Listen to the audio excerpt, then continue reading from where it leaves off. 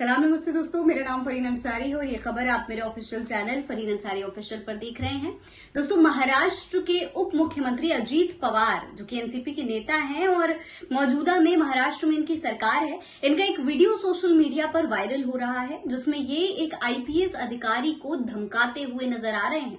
Viral video में ये जो हैं, ये साफ तौर पर सुनाई दे रहे हैं कि किस तरीके से आईपीएस अधिकारी को धमकाते हुए ये कह रहे हैं कि भाई आपकी हिम्मत, आपका डेयरिंग बहुत ज्यादा बढ़ गया है क्या, इस तरीके की चीजें कहते हुए ये इस वायरल वीडियो में सुनाई दे रहे हैं। सबसे पहले मैं आपको वीडियो दिखाऊंगी, उसके बाद इस खबर से जुड़ी जितनी भी डिटेल्स हैं वो बताऊंगी। देखिए, सोशल मीडिया पर जो वीडियो वायरल हो रहा है, पहले जरा उस पर नजर डालिए। हाँ, तो हमको उनको मदद करने का ही काम है सर। स्पेशल ऑफिस है हमको।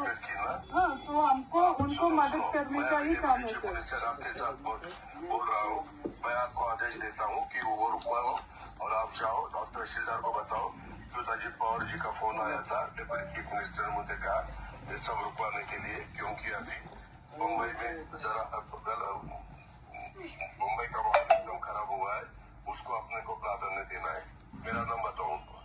फिर वो मुझे आप एक काम कीजिए, आप मुझे मेरे फोन में मतलब डायरेक्ट कॉल कीजिए ना। एक मिनट, मैं तेरे ऊपर एक्शन लूंगा। अभी मैं खुद आपके साथ बोल रहा हूँ कि आप मुझे डायरेक्ट कॉल बता दिए। फिर मुझे कैसे पता है आप सर समझ रही है सर, जो आप बोल रहे हैं समझ रही है, पर मुझे सुनो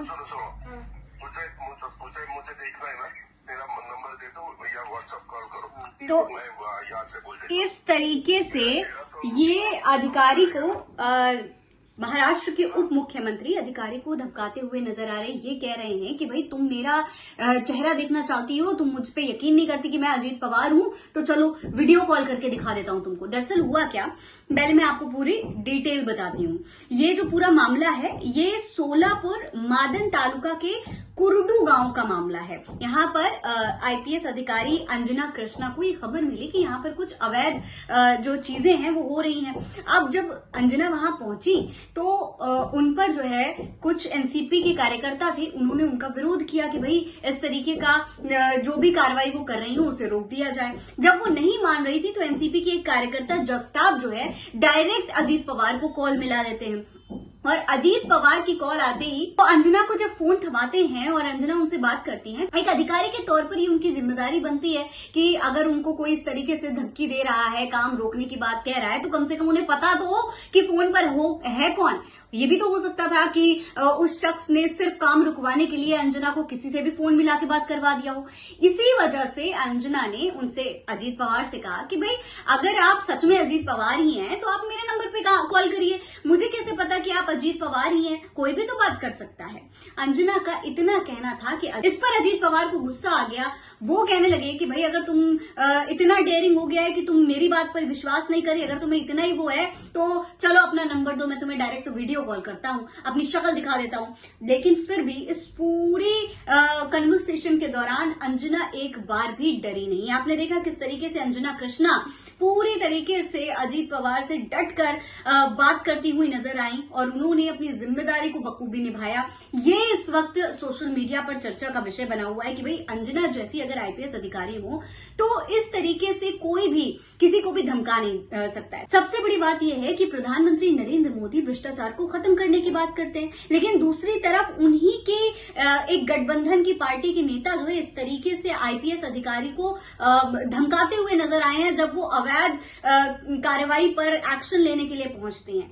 अगर इस तरीके की चीजों पर एक्शन लेने पर आईपीएस पर ही कार्रवाई की जाएगी, उन्हीं पर रोक लगाई जाएगी, उन्हीं को धमकाया जाएगा, तो सोचने वाली बात है कि बाकी अधिकारी कैसे इस तरीके के एक्शन ले पाएंगे। दोस्तों, आपको बताऊं कि इस पूरे मामले पर अब सोशल मीडिया पर चर्चा शुरू हो गई है। तमाम लोग इस पर टिप्पणियां कर रहे हैं। अवैध खनन के ऐसे तमाम मामले महाराष्ट्र से आते रहते हैं, अक्सर आते रहते हैं, लेकिन उन पर एक्शन इतनी सख्ती के साथ नहीं होता। अगर आईपीएस अंजना जैसे लोग इतनी सख्ती से एक्शन लेंगे और सरकार उनका समर्थन नहीं करेगी तो फिर आगे कैसे इस तरीके की कार्रवाइयां हो पाएंगी, ये बहुत बड़ा सवाल है और सोशल मीडिया पर तमाम लोग इस पर सवाल उठा रहे हैं। सबसे बड़ी बात, पत्रकार रवीश कुमार ने भी इस मामले पर सवाल उठा दिया है। पत्रकार रवीश कुमार लिखते हैं ट्वीट करके कि ये खबर वायरल है, सबने देखा, क्या कोई कार्रवाई हुई? आईपीएस संघ ने निंदा की। अवैध खनन की शिकायत पर कार्रवाई करने से सीधे उप मुख्यमंत्री का फोन आ रहा है और प्रधानमंत्री कहते हैं कि भ्रष्टाचार कम हो गया है। अब प्रधानमंत्री को एक ही बात कहनी चाहिए कि भारत स्वर्ग हो गया। इस तरीके से रवीश कुमार ने भाई सवाल उठा दिए कि भैया जब प्रधानमंत्री इतनी बड़ी बड़ी बातें करते हैं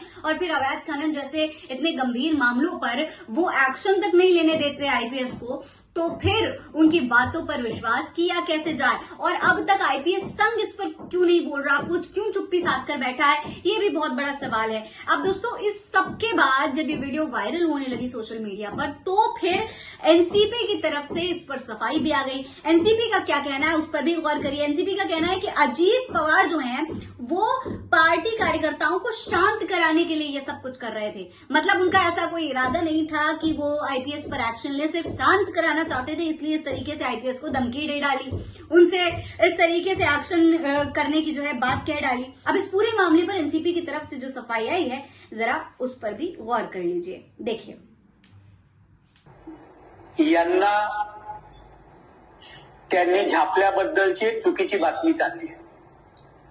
वस्तुस्थिती अशी आहे की सोलापूर जिल्ह्यातील माढा तालुक्यातील कुर्डू गाव डीवायएसपी अंजली प्रकाश तिथे उपस्थित, जर राज्याचे उपमुख्यमंत्री अधिकारी विचारत असेल तर हे देखील चुकीचं आहे। माननीय अजितदादा पवार साहेबांनी त्यांना एवढंच सांगितलं की कारवाई थांबवावी। तशा प्रकारच्या सूचना माझ्या फोन आल्याच्या या तहसीलदारांनाही द्यावा। शेवटी लोकशाहीमध्ये खैर इस पूरे मामले पर एनसीपी की तरफ से तो सफाई आ गई है, लेकिन जनता सवाल पूछ रही है कि आखिर महाराष्ट्र के उप मुख्यमंत्री अवैध खनन के लिए इस तरीके से हिमायती क्यों बन रहे हैं? क्यों आईपीएस अधिकारी पर ही एक्शन लेने की रोक लगा दी? आपको क्या लगता है? क्या इस सब के पीछे भ्रष्टाचार का कोई बहुत बड़ा मुद्दा हो सकता है? आपको क्या लगता है? अपनी राय कमेंट बॉक्स में लिखकर हमें जरूर बताएं। ये खबर आप मेरे official channel Fareen Ansari official पर देख रहे हैं। जय हिंद, जय भारत।